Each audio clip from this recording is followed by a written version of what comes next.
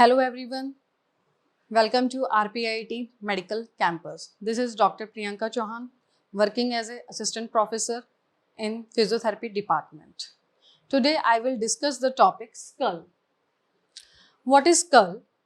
The skeleton of the head is called as a skull, and the skull is comprised of the 22 bones which are joined together by sutures. Now, these 22 bones are categorized into the 8 cranial bones and 14 facial bones. The cranial bones surround and protects the brain, and facial bones form the face and provide attachment to the facial muscles. Now, I will discuss these bones one by one. This is lateral view of the skull and this is frontal view of skull. First of all, we have frontal bone. The frontal bone is the top front bone of the skull which forms the forehead. Next we have two parietal bones which are located on the either side of the top of the skull.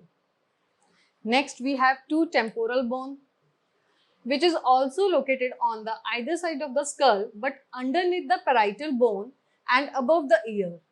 This is frontal bone, this is parietal bone and this is temporal bone. Next we have occipital bone which is located on the posterior aspect of the skull.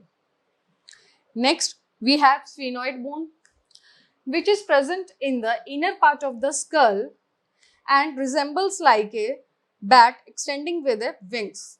It is also extending on outer aspect of the orbit. This is sphenoid bone. Next we have ethmoid bone. It is also present in the inner part of the skull and it extends in the inner part of the orbit.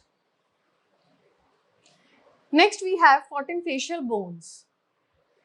The facial bones include the two nasal bones which are paired bones and forms the upper part of the bridge of the nose.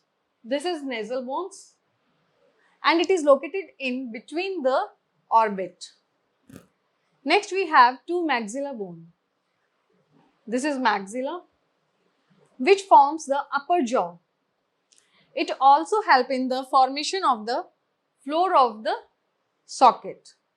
Next we have two zygomatic bones which is also known as a cheekbone. It forms the outer portion of the socket. Next we have mandible bone. This is mandible bone